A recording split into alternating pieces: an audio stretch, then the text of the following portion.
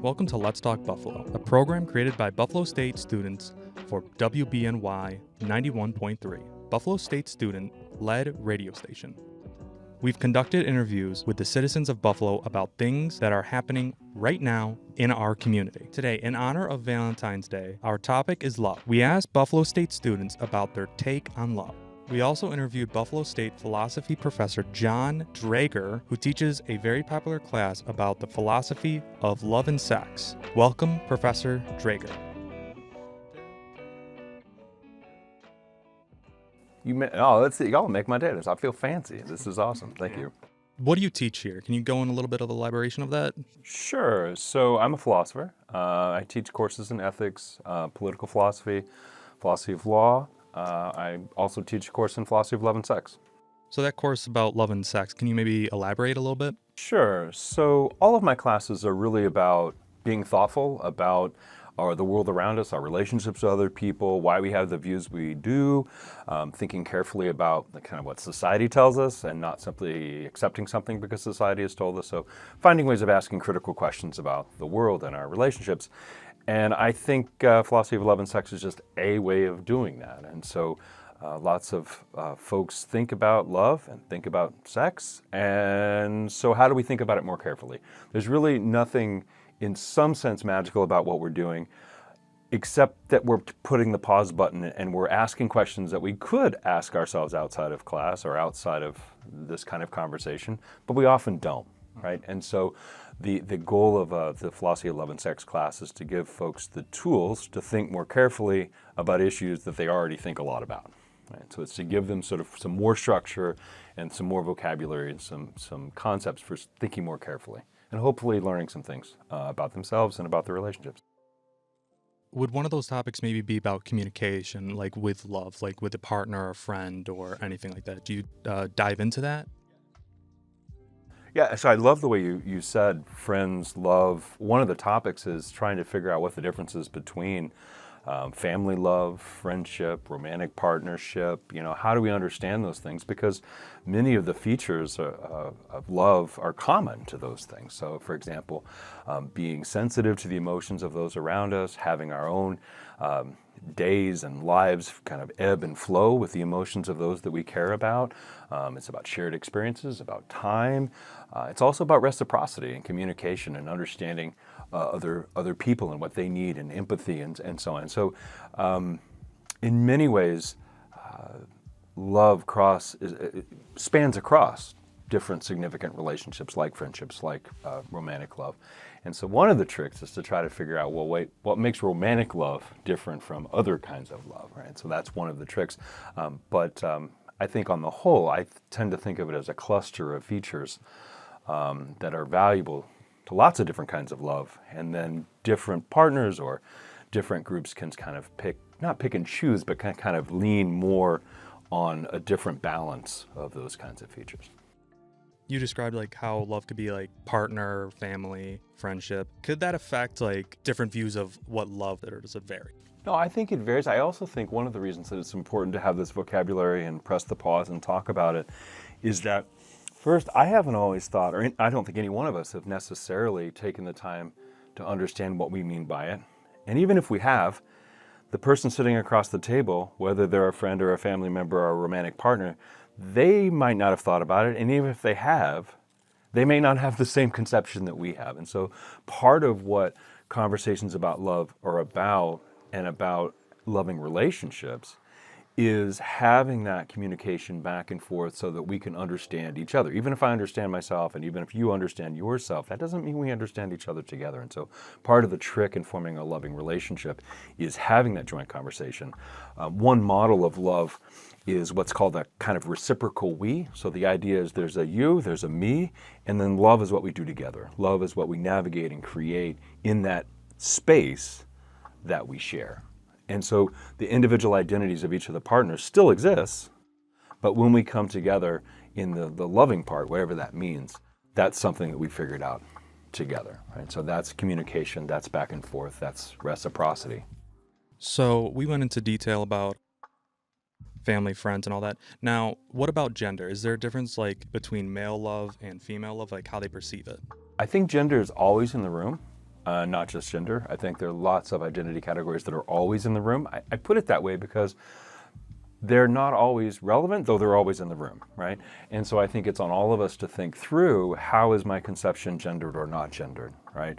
Lots of asymmetries. We treat men and women differently. To think about, how is gender influencing my view? How is gender influencing my actions? How is gender influencing my feelings? So I think that's both a personal conversation for each one of us to have with ourselves in the mirror, and I think it's also the kind of conversation that we have with our partners, and recognizing that, as I say, it's in the room.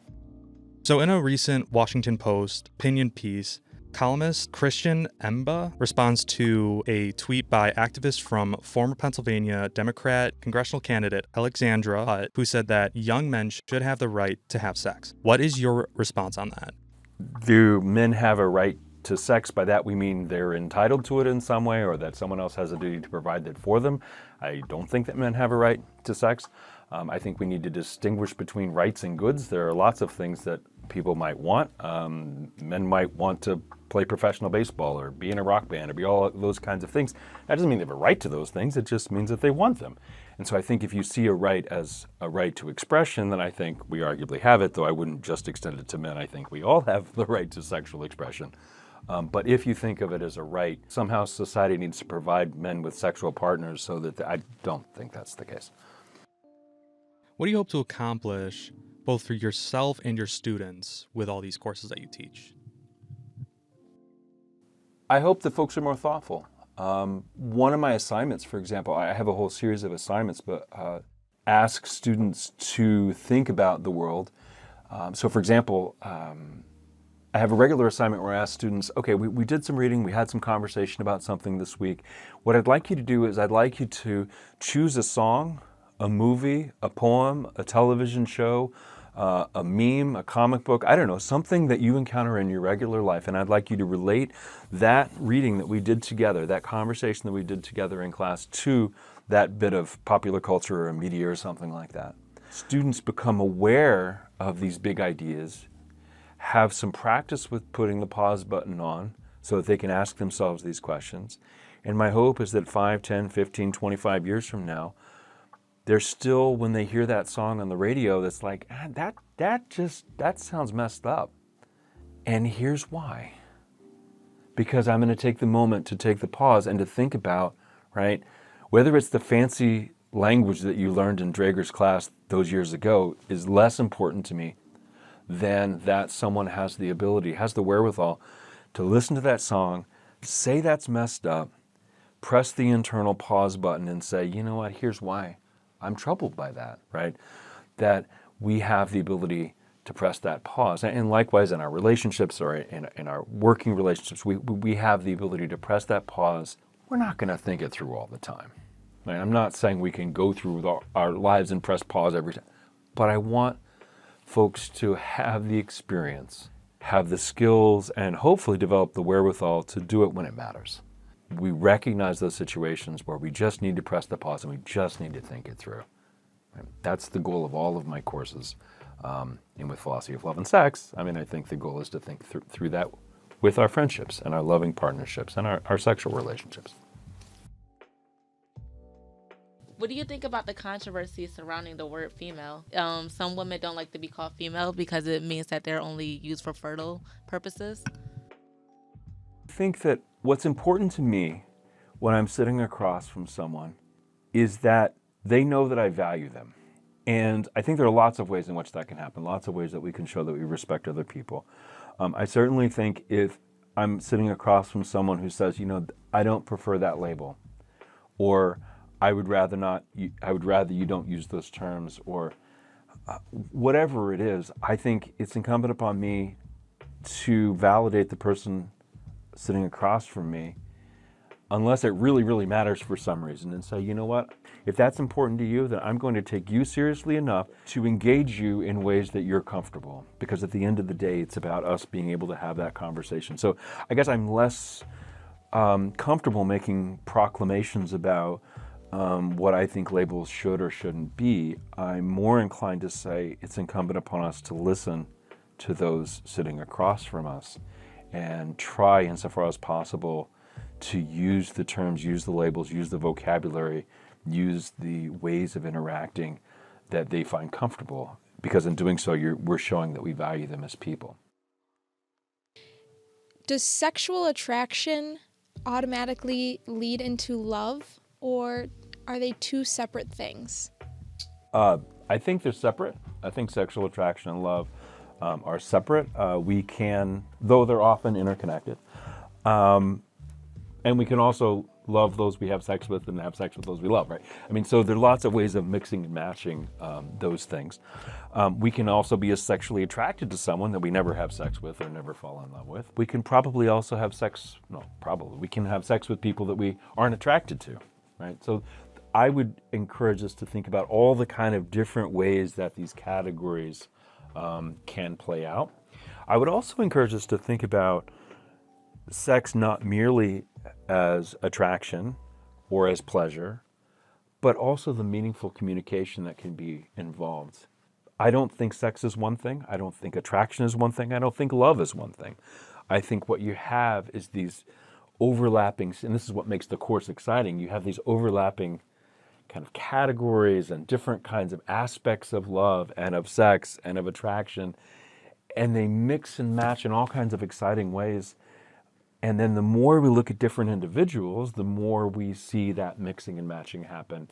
And if we're in loving relationships, we can also see how these different aspects play out and play out over time, because what a couple, the way they begin may not be in the middle or the end. And yet there may be love throughout, there may be sex throughout, there may be, right? But that doesn't mean that love is going to be the same thing throughout the cycle of a relationship. So if Buff State didn't offer your courses, how would that affect students of Buff State? I think it's important for lots of reasons that students have opportunities to develop the skills to be thoughtful about the world around them. Philosophy is certainly not the only way of doing it. I do think philosophy is an important way of providing a set of conceptual tools, giving students the opportunity to practice those tools. It's not really about content. It's about practicing a way of interacting with the world and asking ourselves those questions. It's not unlike learning a musical instrument or learning to hit a baseball or learning to cook or any of those kinds of things. It's a skill that has to be practiced. And I think that one of the exciting things about philosophy classes, and one of the things that's exciting as a philosophy professor, is to watch students practice those skills over the course of a semester, over the course of multiple semesters, and so that they can develop the wherewithal to press the pause button, to be thoughtful, to have the courage to ask difficult questions, the humility to reconsider views that they may not want to reconsider, but maybe they should, because that's really the way the evidence is pointing.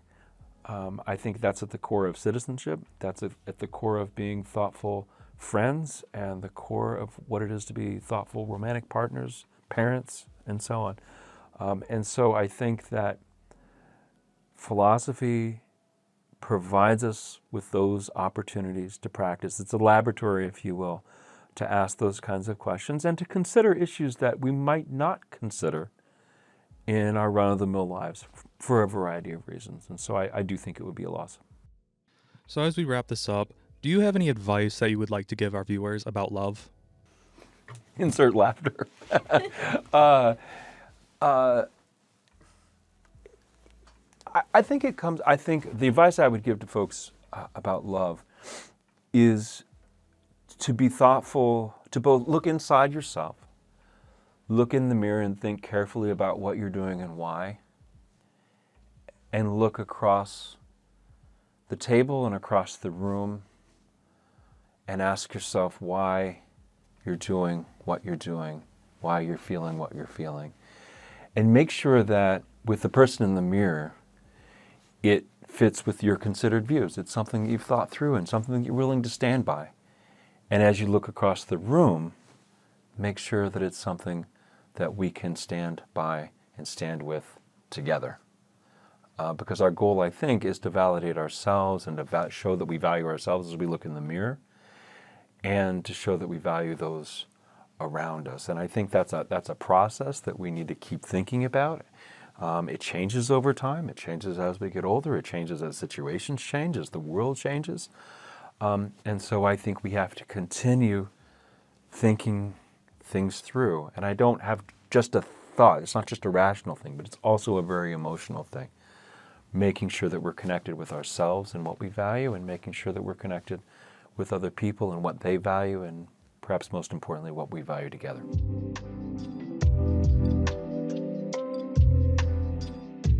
You heard it from the expert, everyone. Now listen in to what people on the street at Buff State have to say about love.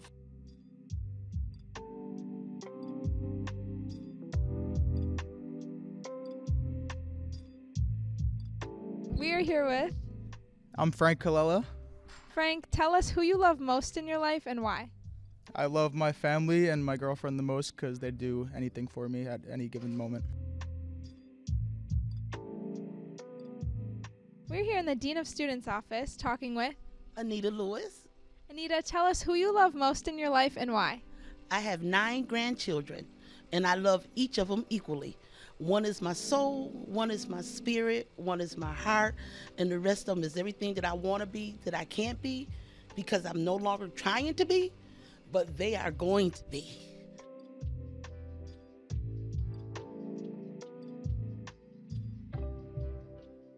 Zoe, what are your thoughts on love? Are you in a relationship?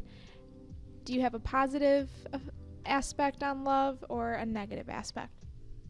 I am in a relationship. I would say I have a very positive aspect with love, whether it be romantic or familial or like friendship wise. I think love is the reason why we're all here.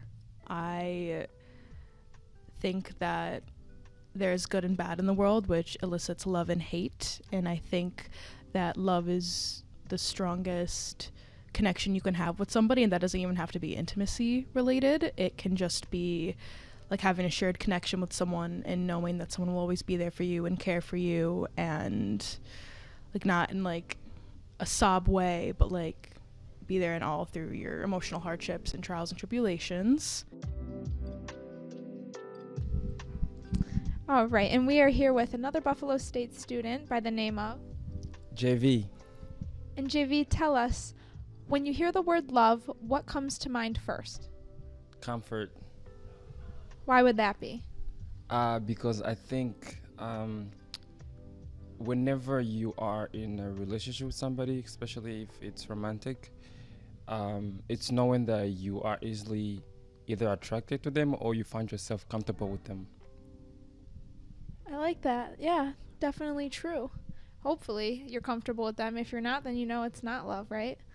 Yeah, I think love can be hard because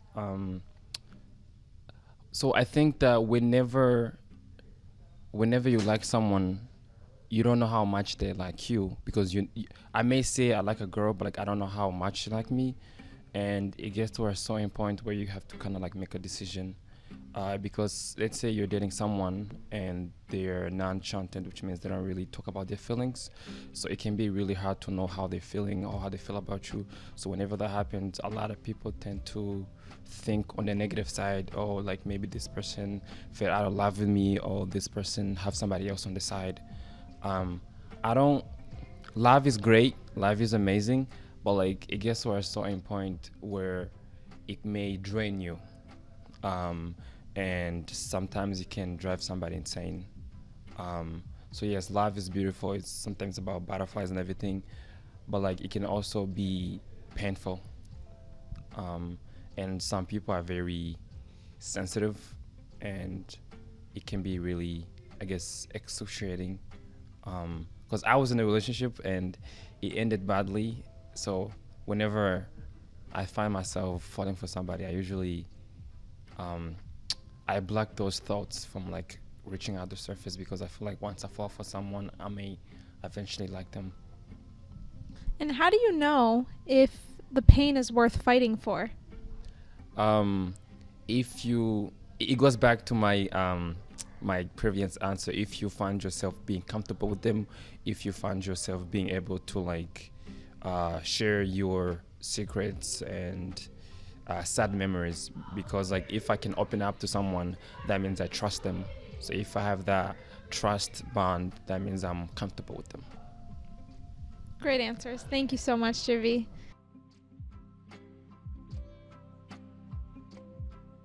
My name is Alessia, and I'm here with student at Buffalo State. Hi, my name is Jeremy Reed. Jeremy, tell us, what are your thoughts on Valentine's Day? Honestly speaking, I think Valentine's Day is an interesting holiday. I think it's mostly made on corporate greed. I don't think it's actually a day that, people are going to celebrate love, like really with authenticity. I think it's just like a day that like Hallmark made just so they can sell more cards and stuff. Do you think love should be celebrated every day and not just on the 14th of February? Yeah, I think that if you really love someone and it's true and, you really feel that emotion, I think that, you can celebrate it every day and not necessarily in big celebrations, just little things that can add up. Any little things that come to mind? Just having like a routine with someone every single day, texting them when you wake up, texting them when you go to bed, hanging out with them, eating with them, reading with them, activities, stuff like that.